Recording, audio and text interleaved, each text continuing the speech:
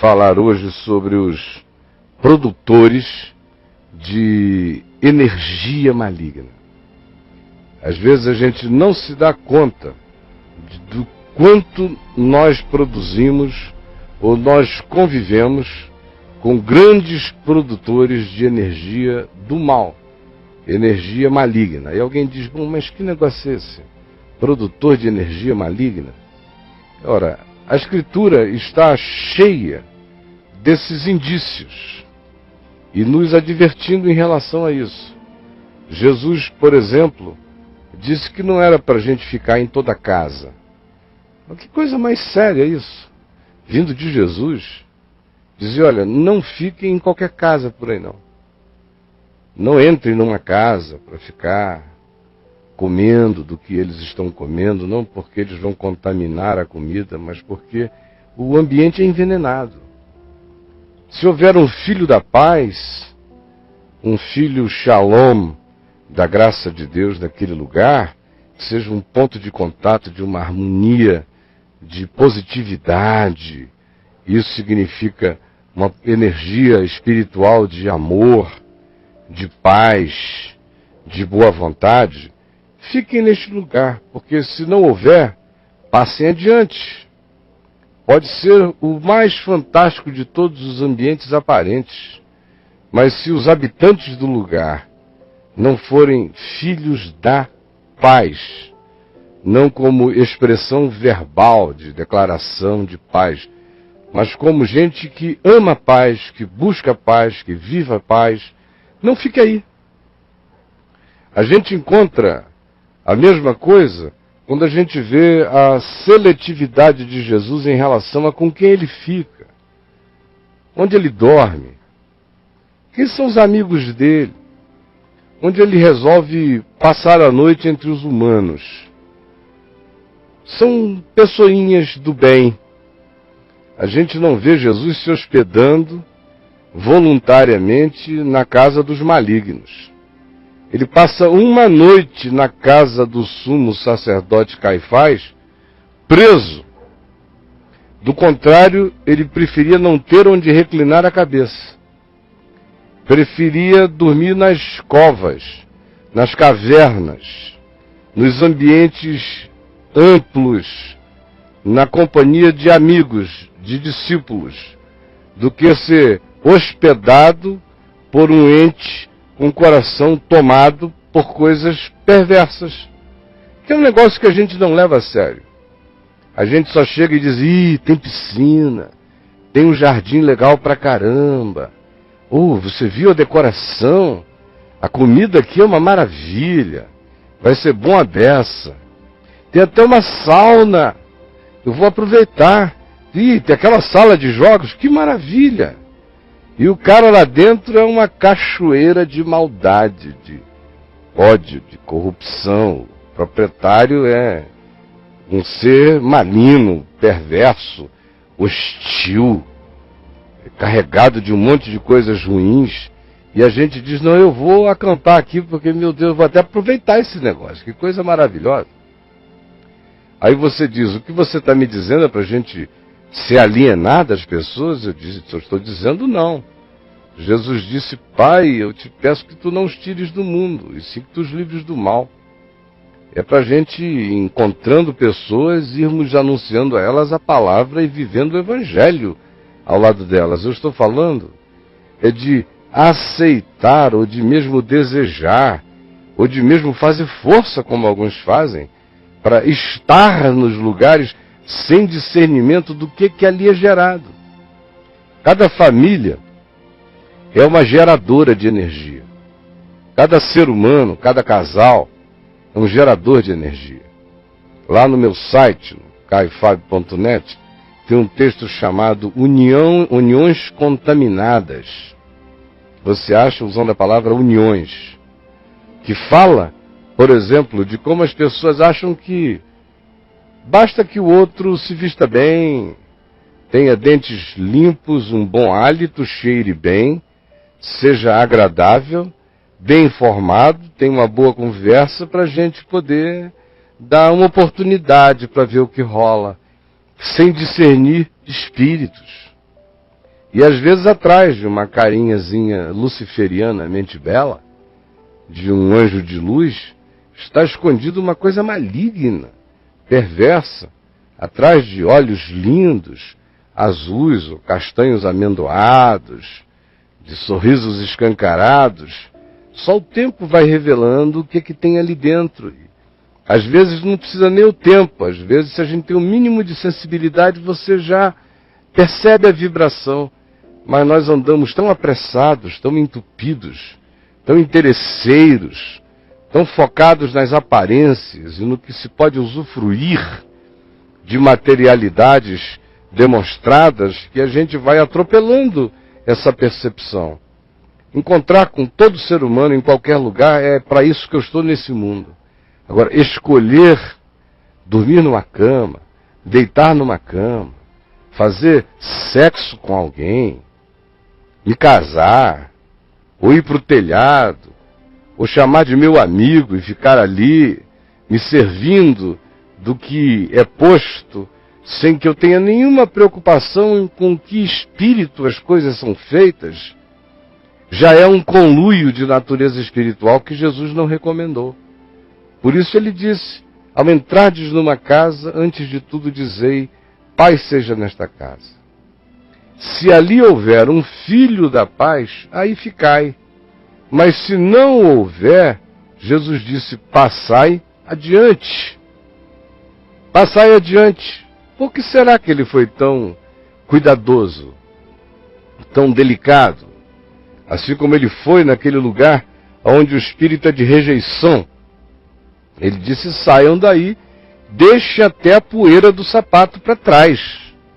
Não levem nada desse negócio. Porque determinados ambientes são geradores e produtores de muita energia maligna. O livro do Apocalipse, por exemplo, identifica determinadas geografias que são tão carregadas de práticas maldosas, de idolatria, ou tem uma história de perversidade tão densa, de corrupção tão intensa, de promiscuidade tão cultuada, e tão adulada, e tão acolhida, que o lugar é chamado de trono de Satanás. O Velho Testamento, então, está lotado disso. O profeta Isaías carrega nesses tons. Quando ele fala de cidades da maldade que ficaram e se tornaram lugares carregados de malignidade. São lugares acerca dos quais a profecia incide sobre eles, dizendo serão habitações de toda sorte de espírito maligno. Habitação de fantasmas, como diz o profeta Isaías. Virarão ruínas aonde só aqueles entes da noite que não se assustam com malignidades espirituais ali habitarão. E a gente fica pensando que isso tudo é poesia. E não leva a sério o fato de que o Novo Testamento, sem usar agora essas mesmas palavras, mas nos adverte para aquelas portas que a gente abre para o diabo. Por exemplo, se diz aqui em Efésios, irai-vos e não pequeis. Irai-vos e não pequeis. Não durmam sobre a ira, para que vocês não abram uma porta ao diabo no coração de vocês, na mente de vocês, na casa de vocês, no casamento de vocês. Não levem ira para o coração, resolvam tudo logo. Logo, logo, já, enquanto é dia.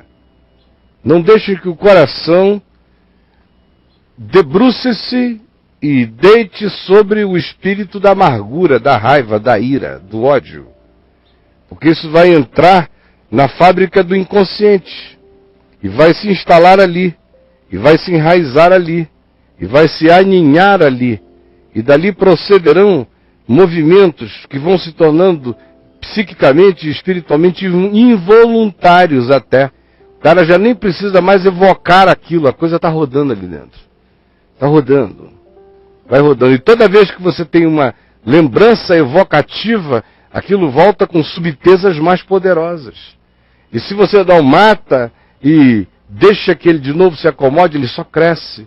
E quanto mais você for colecionando essas desavenças, essas amarguras, esses ódios, essas antipatias, essas implicâncias, mais portas você vai abrindo, e mais do que portas, mais você vai criando esse espaço da produção espiritual e industrial dessa energia. Você vai virando uma espécie de usina espiritual maligna. É isso que Paulo diz em vários lugares, mas eu vou ler para nós apenas algumas dessas afirmações para que eu não tome demais o tempo que nós temos hoje para falarmos e conversarmos com você sobre este assunto. Quando ele diz aqui em Efésios, no capítulo 4, primeiro, que é para a gente não andar, no verso 17, como andam os pagãos, na vaidade dos seus próprios pensamentos. São pensamentos ocos, e é uma vida que existe na oquidão de ser. A gente fica pensando que porque está oco não produz nada? Ora, o vazio é o ambiente onde todas as coisas ruins se instalam. É na vaidade, na vanidade. Vaidade equivale àquilo que é vácuo. Vácuo de pensamento. Obscurecidos de entendimento. É um entendimento que está totalmente turvado. Alheios à vida de Deus, alienados de Deus, por causa da ignorância em que vivem. Mas é uma ignorância que nem por ser ignorância deixa de produzir desgraça na existência. Porque ela decorre da dureza dos seus corações, os quais, tendo se tornado insensíveis, se entregaram à dissolução, avidez, tesão para cometerem toda sorte de impureza. Isso aqui é extremamente sério, como séria é a sequência. Equivalente a isto aqui, quando Paulo diz no verso 25 de Efésios 4, que é para deixar a mentira e falar a verdade, que é para que, em nos irando, abandonemos a ir imediatamente a fim de não pecarmos e não abrirmos a porta ao diabo em nós. Que é para que não furtemos também, antes trabalhemos, para que a nossa boca não fique carregada de energia torpe. Não é aquele falar de um palavrão bobo que o cara fala sem nenhuma intenção ofensiva, às vezes está até brincando quando fala aquela tolicezinha. Você sente que a energia não é ofensiva, não é maligna. Ele está se referindo aqui àquela coisa torpe, que amaldiçoa, que abomina, que desconstrói, que range os dentes da boca e da alma, que é carregada de sarcasmo perverso, que você sente o murro, o espancar das palavras. Essa palavra que entorpece os outros e que entorpece o indivíduo. A palavra torpe tem esse poder do entorpecimento. Você vai falando e ela vai drogando você. Ela vai deixando você em estado de torpor. Vai drogando a sua alma. Com drogas de raiva, de ódio. Não saia de vós nenhuma palavra torpe, porque você inicia o processo de falá-las carregadas dessa energia. Tanto mais quanto você fale, mais elas voltam alimentando o processo, retroalimentando o processo. De modo que você vai entrando nisso e o seu espírito vai crescendo na declaração, na verbalização, conforme a energia emitida. Cada vez que você declara com aquela energia, mais você intensifica e faz um influxo da mesma energia perversa, na mesma qualidade, só que em intensidades cada vez maiores, cada vez mais intensas. Não saia da vossa boca, porque não é um diletantismo isso que se diz. Você está falando de uma produção de algo que vai se malignizando, que vai virando uma bateria de perversidade, de energias hostis. vazando da gente? O que equivale a gerar um entristecimento total do Espírito Santo no coração. O Espírito de Deus se apaga se um dia esteve presente num coração assim. Paulo prossegue no verso 31. Longe de vós toda amargura, que é outra produtora de energia maligna. Uma pessoa amargurada, não importa se ela acha que tem razões, não tem razões para sua amargura, mas se andar amargurada, ela instalou em si uma usina de energia demoníaca. É demoníaca. Não existe uma energia neutra, não. Ou ela é do amor e é de Deus, ou ela é ódio e o derivativo do ódio, indo até a indiferença, e é maligna. Você está dizendo, você está sendo maniqueísta? Eu estou dizendo, não. Conheço suficientemente a palavra e já vivi demais para saber que não existe maldade neutra nesse mundo. Longe de vós toda amargura, também todo espírito de cólera, que faz você ter esses surtos de derrame de raiva, e de ira, e de gritaria aqui. Hoje em dia todo mundo acha que é um direito gritar. Gritar para lá, gritar para cá, grita com a mulher, grita com o marido, grita com os filhos, grita com os pais, grita com os pseudo-amigos que eu não sei como aguentam tanta gritaria. Em famílias que são uma gritaria só, sem falar que tem pessoas que carregam uma gritaria. São legiões de gritos, de vozes de gritos do coração. E blasfêmias, que não são ditas apenas contra Deus. A gente blasfema mesmo todo dia, é contra o próximo, contra a alma do próximo, contra o ser do próximo, contra a vida dele, contra os sonhos dele. A gente blasfema contra o próximo quando a gente usa. Quando você, que não quer absolutamente nada de continuidade como a menina, simplesmente vai lá e a come. Você está pensando que está apenas comendo uma menina? Você está, de fato, literalmente comendo um ser humano. E vai descartar. Isso é uma blasfêmia contra um sacramento. Todo ser humano é um pão de Deus nessa terra. Todo ser humano.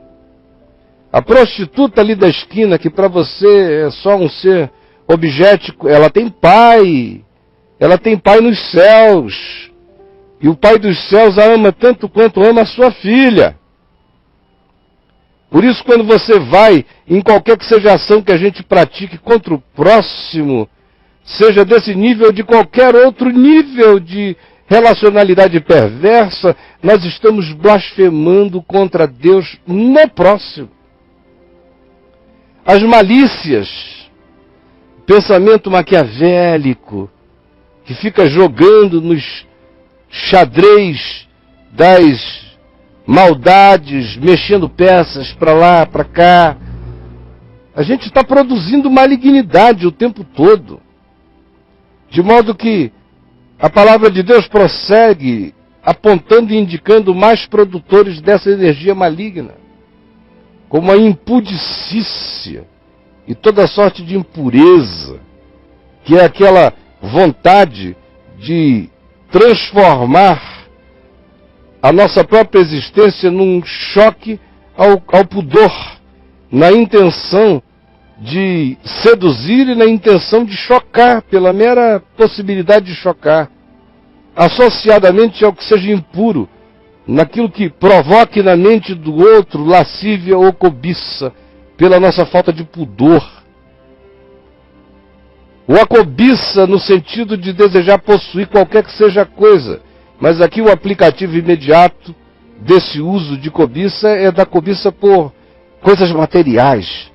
Quem se dedica a essa cobiça é um gerador de energia maligna, que diz, eu quero, eu tenho que ter, farei tudo para ter. Você não sabe o que você está gerando.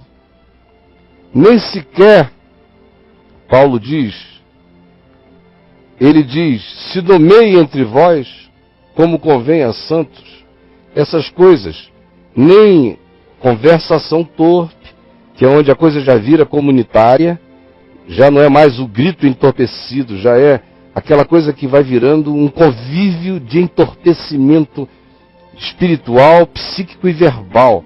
É quando você senta na roda dos escarnecedores e tudo é torpe ali. Nem palavras vãs que a gente diz assim, solta, diz, só falei porque eu gosto de falar. Gosto de falar mal dos outros. Gosto. Eu gosto. O que eu posso fazer? Eu gosto. Vai nessa. Chocarrice. Que aquele espírito desgraçado de caçoamento crônico da alma do próximo. É transformar o ser do próximo num objeto de caçoagem sacanamente perversa, prazerosamente maligna. E a gente realizar isso como um deleite na vida.